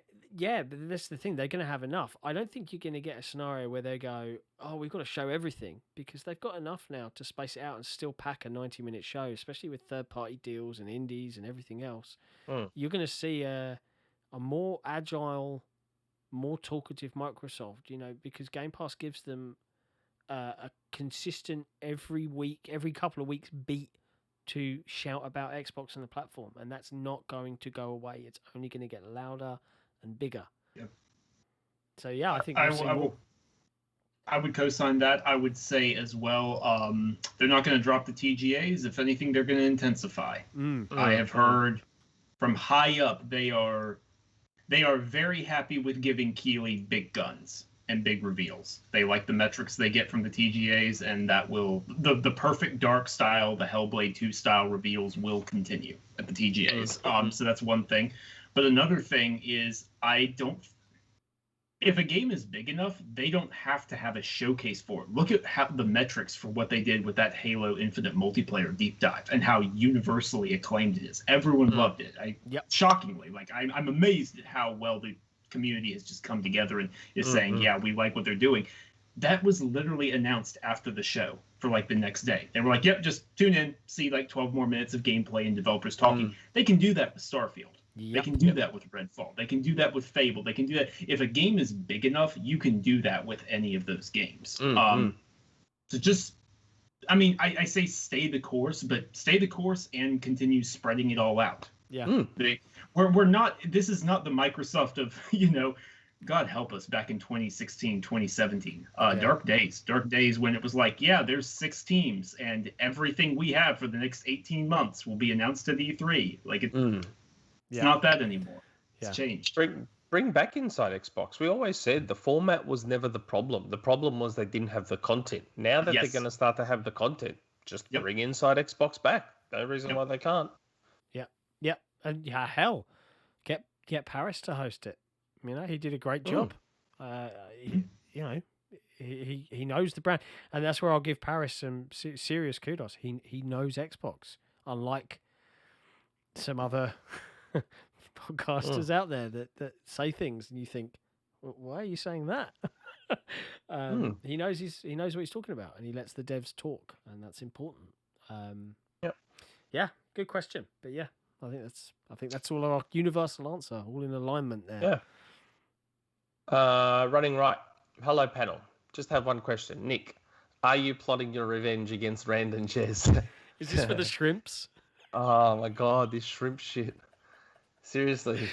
And he keeps doing it. He doesn't stop doing it. Like, he keeps replying and tagging me and saying, oh, Nick knows about the shrimp. Better ask him about the shrimp. So many DMs from people saying, oh, what's the shrimp thing? You can tell me. I'm like, I don't know. It's nothing. It is nothing. There is nothing to this shrimp thing. And people are like, shrimp have 26 legs. Have they acquired 26 studios? I'm like, oh my God, it's nothing. It's not anything. Wait. I'll have to work something out for next week for Xbox 4. Do you know, I did have some thoughts on that, and we'll speak after the show, because we know that, you know, traditionally, live podcast or recorded, we have panel, you know, boxes for cameras that everyone can see us on YouTube. And we know Rand and Jez, for some reason, despite being very handsome gentlemen, are camera shy. You know, maybe we'll have to think of something that can go in their box. I do. And Rand, if you end up listening to this, because I know you listen to our podcast on occasion, I need to find out who did your artwork for you and Jez, and see if we can get some customized cartoons of me and Nick just to do a mock-up of the Xbox 4 just for fun, just for laughs. But yeah, I might have to reach out to Rand on that one and see if he can hook us up. Okay, the next one, Britt. Now, this is an odd one. He's got, like, in brackets, question is already asked by others, but couldn't resist the urge of a culture reference to Buffy the Vampire Slayer, once more with feeling. The battle's done and we kind of won, so we sound our victory cheer. Where do we go from here? And then he's got a YouTube video, which I have not watched yet. It's just a clip from Buffy with that song. Yeah, from Buffy. I apologize, Britt, for not getting the reference. I never watched Buffy. I wasn't a Buffy guy. The battle's done. We kind of won. So we sound of it. Where do we go from here? We just get to go and enjoy games month on month. Yep. Go play. It's fun. Yep. Okay. Next, Mort. G'day, Panelitos. Thank you for the excellent E3 coverage from XboxEra. It was great to have a one-stop for all my news and broadcasts during the week. Really great job, everyone. Thank you. So, a question. Now that Xbox is firmly back in the game and the future from here on out looks as great as the God rays in Forza Horizon 5, what do you think is the biggest thing coming in the next few years from Xbox that we don't know about yet? Interesting question. Well, that's kind of open-ended, right? Because it's. Do you mean the biggest game? Do you mean a service change? All right, if you don't mind, I'm going to take it as an open-ended question, and I'm going to say the biggest thing coming from Xbox is when Game Pass eventually, and eventually is the key word, gets big enough for them to drop gold entirely. Yep. I would also add to that, the other change I'd like to see them do on Game Pass is a family tier. So, you know... I think they'll do that. Like a Spotify one, you know, I can pay an extra £5, make it £20, and I can have 3 gamer tags having solo access, i.e. I don't have to have it set as my home Xbox. I want that world because I want to share with my son, and I want to play games down in my lounge, and if my connection drops, it doesn't, very rarely, but just in case. I want that ability. Yeah. Just trying to think. I mean, game-wise, I'll throw in something for game-wise. I think game-wise, it'll be whatever Coalition is secretly working on. Because everyone knows how talented that team is and how technically competent they are. They just need to be let off the leash of the Gears They IP. just need to be, Then they earned their time off. They lifted hard for the Xbox One generation. Yes, they lifted really hard. And they have earned their extended hiatus. Please, God, let that be the case.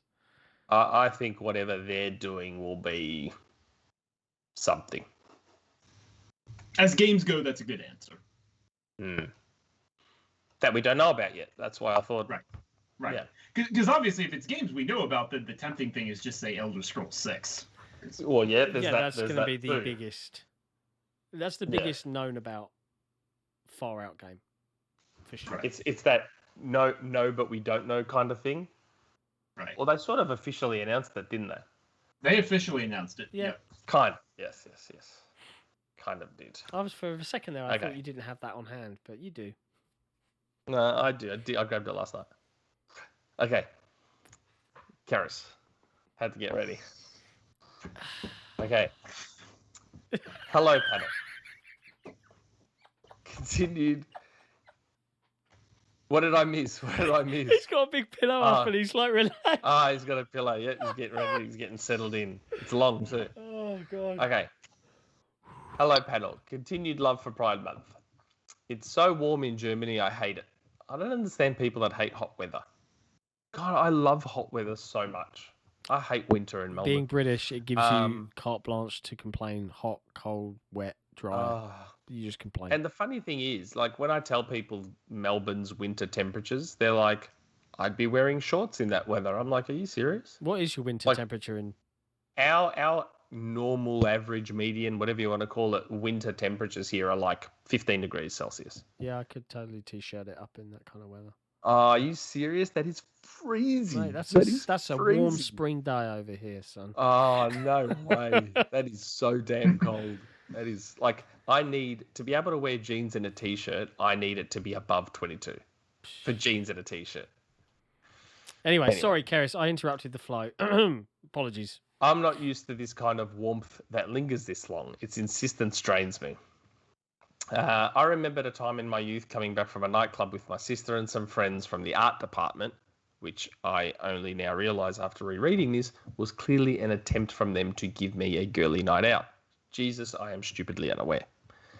Anyway, it was so warm we thought it would be a good idea to go for a swim, since we talked along the Thames. It's Thames, isn't it? The river Thames? Thames. Sorry, Thames. It's okay. Fortunately, we were nowhere near drunk enough to go full skinny dipping sticking to underwear. Thank God. We all, after secreting valuables in secreting both valuables work. in a safe spot, in turn dove into the murky Wiles' disease-ridden depths. My graceful Lara Croft swan dive went wrong for several reasons. Firstly, I can't swan dive, so scraped my head on the riverbed. Secondly, in the panic and being underwater in the dark, I started swimming further from the shore, thinking I was swimming up and nearly drowned. Finally, on touching the deeper riverbed further out, I realised my mistake and kicked myself up towards that sweet, cool, life-giving air. In doing so, I trod on a broken glass from a nearby pub and gashed my foot. So semi-dressed and with blood oozing from my forehead and foot, I was carried home, a lot more sober and a lot cooler. I blame the heat for such things. Anyway, sorry, that reminded me my question. Over the last few weeks, we have heard a lot about E3, hopes, dreams, acquisitions, reviews, and retrospectives. I would desperately love to break character and continue this trend tonight, but I won't. What would be your dream weekend that has literally nothing to do with E3 or games or Twitter hot takes? Your dream weekend. I would love to be in Iceland for the Aurora, exploring during the day, maybe collecting wood and supplies before returning back to the cabin to an open fire with music and wine. then dressing warm and spending some hours gazing at the beauty that is the Aurora Borealis with some hot chocolate laced with lashings of Baileys, then curling up in front of the fire and cuddling up to go to sleep. Dream weekends. Go. Karis. P.S. Just for me, I need to remember one time to mention the evening with the pack of cigarettes, fish fingers, and paraffin. Yeah. Oh boy, that was full on. I love Karis so thank much. Thank you for that opportunity to nap. I did appreciate getting some shut eye. That was full on. Dream weekend. Well, it's interesting. When I read this question, which I try not to do, I try not to read my Karis questions before I get to experience them delivered by you live, but I happened to read this one. And it's interesting because Iceland, I've been there and I've experienced all of those things. And yeah, I'd love to do that again. I said to my kids were watching a YouTube video of the Aurora Borealis. They were like, "What's that?" And I explained to them. I said, "Oh, you can go to Iceland, you can see it." Can we? And I was like, "Yeah, it's like an hour's flight away. It's really cool. Maybe we should do that when you're a little bit older." But I don't want to steal yours, so I'm going to say, as a parent with 2 young children that's been trapped in his own house for 2 years, I would like a dream weekend of me and my wife on a beach in Seychelles with our children secured, not with us in any way, shape or form, for like the whole weekend, and somehow not have jet lag out of it, and just be on a beach in beautiful tropical waters. That's what I want. Yeah. Well, my Vegas trip got cancelled. So I had booked in Vegas for my 40th last year, which of course got cancelled. So my dream weekend as of now would just be to get that weekend in Vegas without the kids. Nice. That's a good one. What about you, Sam? Yeah, for me, I'm a simple guy. Simple, rough things, simple, rough pleasures. So a weekend up away with someone I love at a ski lodge surrounded by snow. I've always liked lodges, like proper made of logs, wood. Nice. Just the whole lodge to ourselves, hot chocolate at night, coffee in the morning, spending time on the slopes together during the day.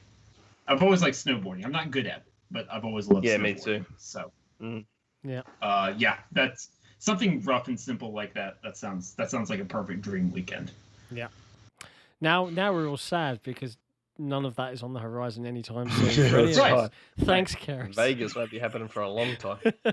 I have to ask, Thanks, if you are in Vegas and the podcast is scheduled, is that going to be the first time you miss a podcast? Or are you going to be like that? No. You'll be like, no, guys, I can't come out tonight. I've got 2 hours. I was in Sydney and for a wedding, and I still did the podcast. Man, that's some I don't miss an episode. He's doing this for you. Miss an episode.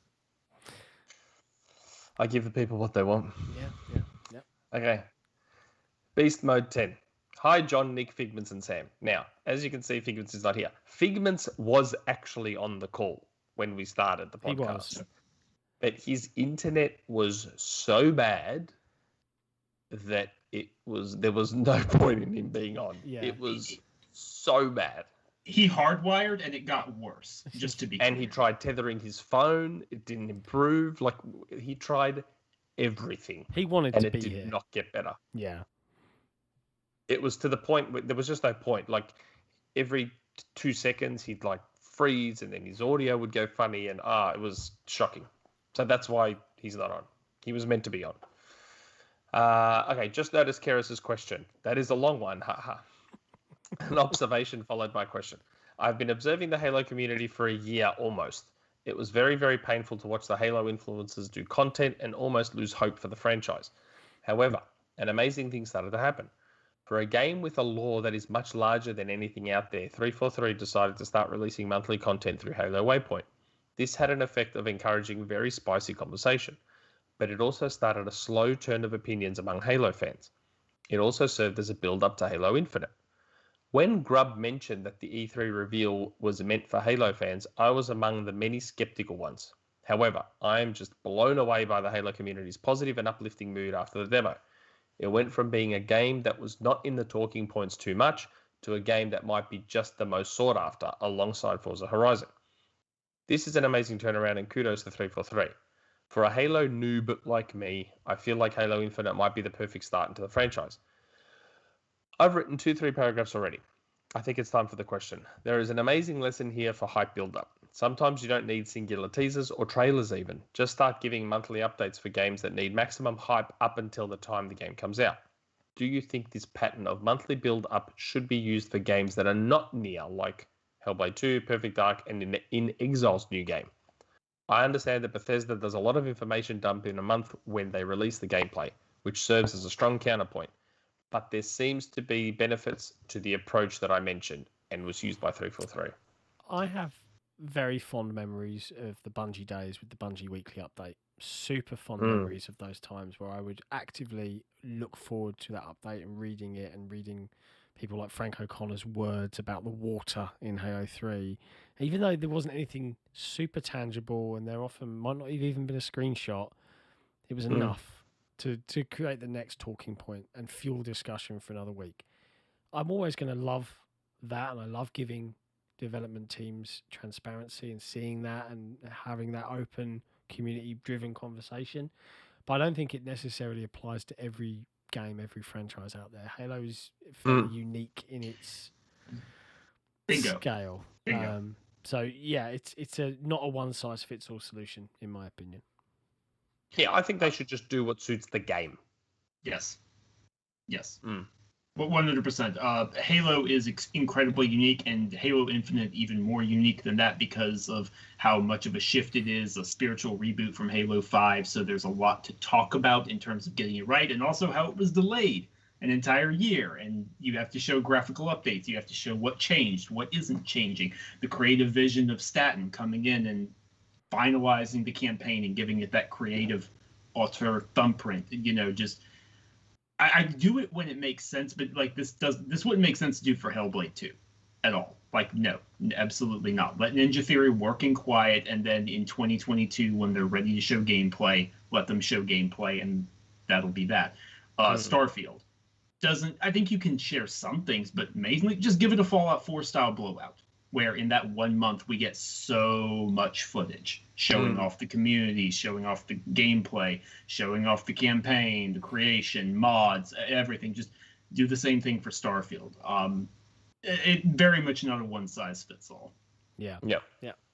I mean, it's great though. It's great that has happened for 343, and I think that absolutely they definitely approached it in the right way.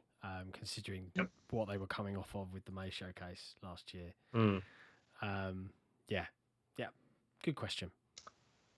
Okay. Still got a few more. Cartoon Soldier. It's been a good week for Xbox fans and PC fans because Age of Empires 4 is going to be awesome. Congratulations on 6,000 subs too. It's been great to see the site grow. Thank you. I have a few questions. What's your Halo release date prediction? Well, we kind of, Yeah, we've talked through that bit. Did that. We had a chat about that. Which other games do you think we will see the rest of the year from Xbox Game Studios? Kind of talked about that too. We've discussed how we hadn't seen from Gunk and whether Gunk's going to be there and Scorn, and we kind of covered that too, didn't we? I guess so. Specifically from Xbox Game Studio, I don't think. Oh, yeah. I don't think there's anything else new. Yeah, we know. Flight Sim, Halo, Forza Horizon. Psychonauts 2. I think if we're not talking about release dates, but just games we'll see, I think we see something from Avowed at the Game Awards. Yeah. Oh, yeah. I'll throw that into the ether 6 months out. Yeah. Avowed, yeah. Good call. And probably there must be something else. Like, I wonder if we get a teaser for an Exiles or Compulsions. I don't know. In Compulsion, maybe. In Exile feels way too early to me, personal. Yeah. Maybe. Compulsion, maybe. Last question. How many subs does Game Pass have now, Nick? I have not been updated. Last I was told was April. They were between 22 and 23. We're now 2 months later. I think after this E3, it's going to have shot up a bit. Yeah, I'll put them at maybe at best 25, only because we haven't, since MLB, there hasn't been any big name third-party drops onto Game Pass yet. So maybe they haven't added too many new subs between April and now. So I don't know, somewhere in the 23 to 25 range, maybe at best. But I haven't been told an update. Speaking of which, remember that episode we did with MVG? Yeah. And we were talking about the first-person shooter that was highly likely to come to Game Pass, and you two were instantly like, COD Battlefield, and I very intentionally said, what about Back 4 Blood? Yeah. And you guys were like, no, Back 4 Blood's not. That, yeah. Well, there you go, eh? That was another one. Lots of people latched on Battlefield for that rumour. They did, very much so. And to be honest, like, we've still got, 4 months before Battlefield comes out? Who's to say it won't? Just because they didn't announce it at E3. I mean, it's not like Game Pass deals always get done months and months and months in advance. Some of them get done very last minute. We'll see. Battlefield could still end up there. So could Far Cry 6. Who knows? I will stop that. Okay. Prove it. It seems like momentum is swinging toward Xbox, at least narrative-wise. I don't know if I'd agree with that. Sort of. Do you foresee... Yeah. I think while the IGNs of the world and all of them still keep playing their games, I don't know. Do you foresee any massive moves from Xbox over the following 6 months that keeps the pedal to the floor, or do you think they'll let the games coming out later in the year do most of the talking? No, I think there's still stuff. Like, we still haven't heard about what's going on with backwards compatibility. And I was told much earlier in the year that there's more backwards compatible games coming. So I think that's another thing they need to do. More FPS boost stuff. I think Res boost. Yeah, I was about to say maybe we finally hear about that. Yeah. I think Microsoft have a very busy 6 months ahead. Yep. Probably. I'll have that on good authority. So I'll sum up my opinion by they may not announce another Bethesda style thing, but they're not going to take their foot off the gas. No, like there's probably acquisitions. They want to stay in the conversation no matter what. Yeah. There'll probably be acquisition news over the next 6 months, I'd guess. And I guess slight tangent, sorry. But staying in the conversation, when I think of it, correct me if I'm wrong here, but from a first-party perspective, unless Horizon Forbidden West comes out, PlayStation are done now for the year, right? Yeah. Yep. Like, there's nothing else Deathloop announced. is a time deal. They've got the Deathloop time deal, but outside of that... Deathloop's in September. First-party-wise. Yeah. For first party wise, Horizon is question mark, and that's it. Yeah. Yes. Okay. Fair enough. But apparently they can support Game Pass. Quiet Gamer 90. Question 1.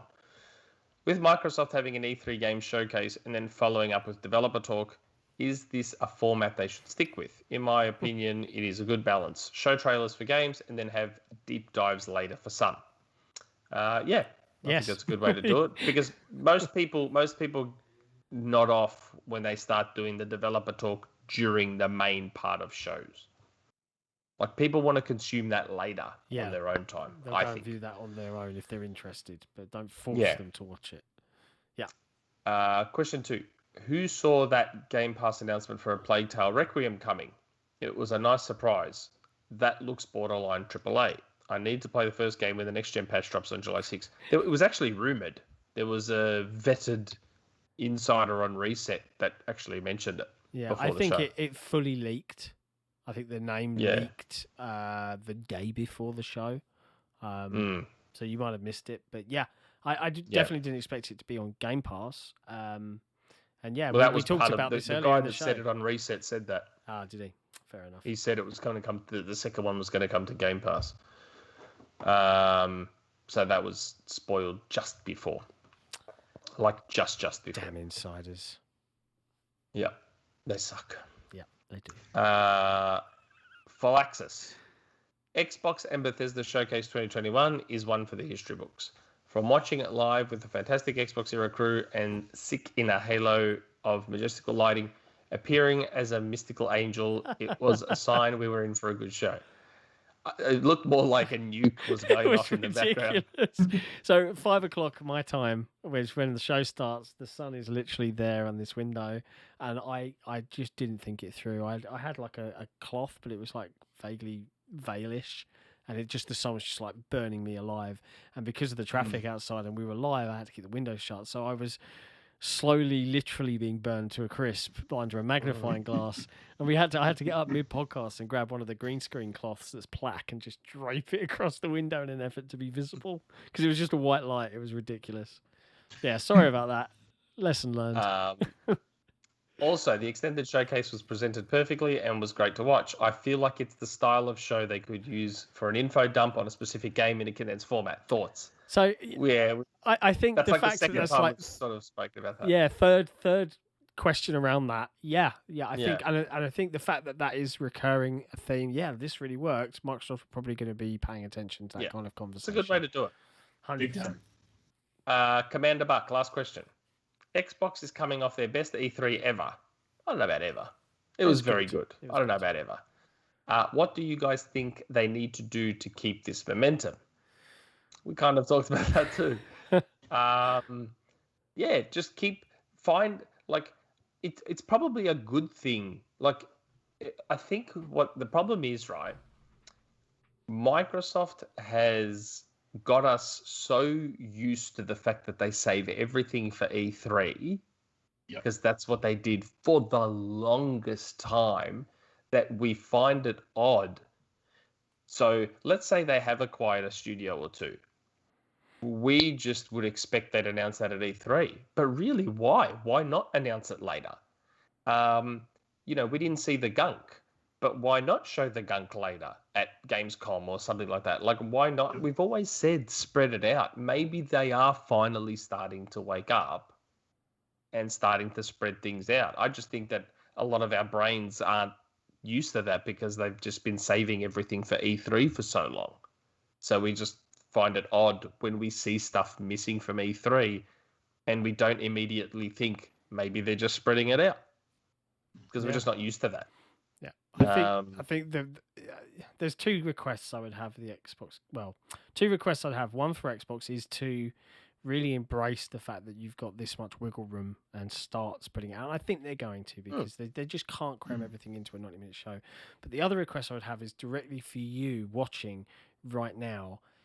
I want to see the community get out of this mindset that if Nintendo announced something or if Sony announced something, that Xbox has to respond. All right, they're on their own path. They have, for the first time in a very, very long time, they have a vision that they believe in, that they are funded well. They have the resources to go and execute that vision, and it's gonna happen. So just let it just flow and just enjoy the games. And stop worrying about what the response has to be from a platform holder, because none of that really exists. Really, it just doesn't. And I'd really love to see that conversation kind of go away. Like, there is nothing worse than when Microsoft have been quiet for like 7 days and Sony announce a game, and then suddenly it's like, what am Microsoft? It's just like, guys, just relax. Next week there'll be a new game.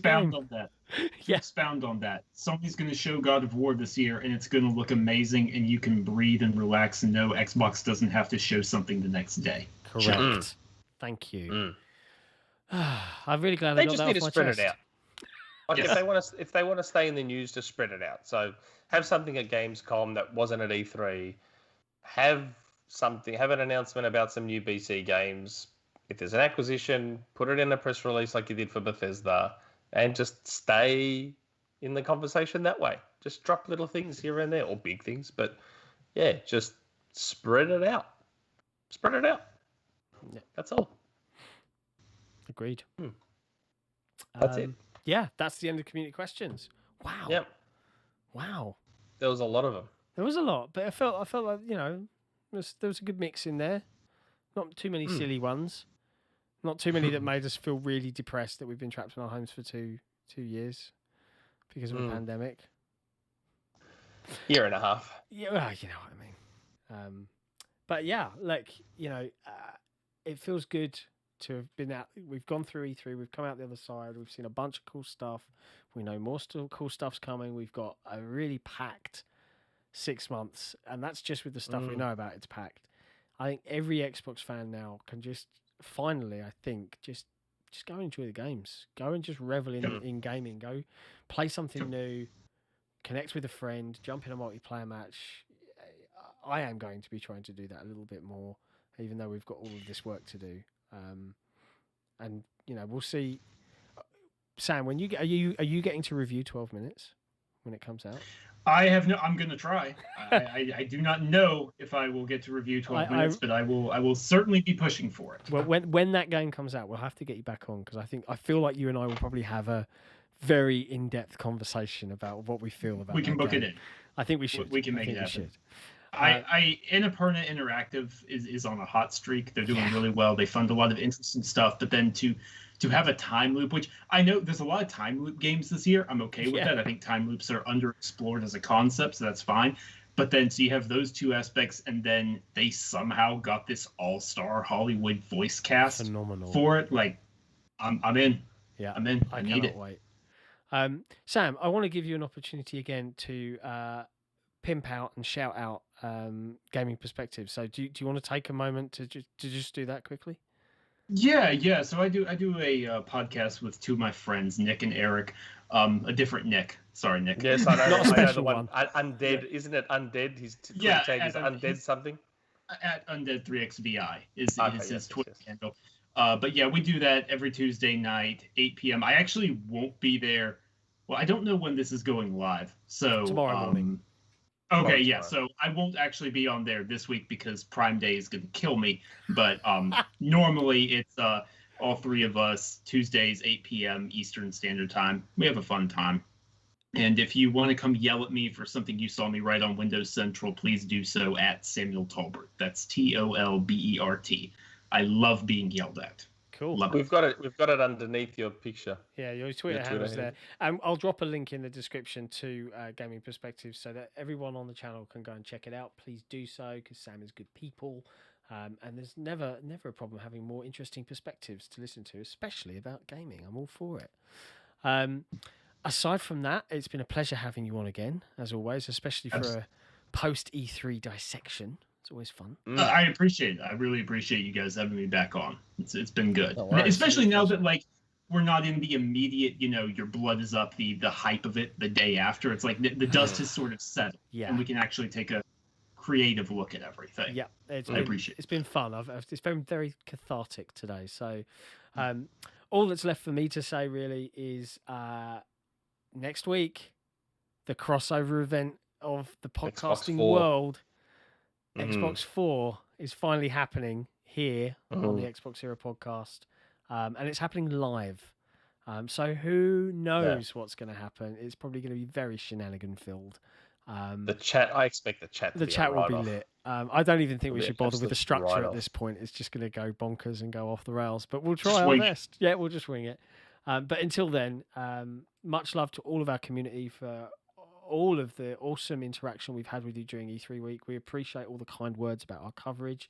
It served as a really great reminder about why the team that we've got do what we do. And we loved doing it. And I've got to give as well a mad shout out, particularly to Bruno Costa and Sukia Brood, I can never say it in his language, for the sterling work they did in actually posting all of the news stories while we just got to have fun chatting bollocks on a podcast. So mad props to them, and obviously Predrag as well for doing every layout under the sun. So make sure you go give them some love. We'll see you next week for the XboxEra podcast. Thanks, guys. Ciao for now.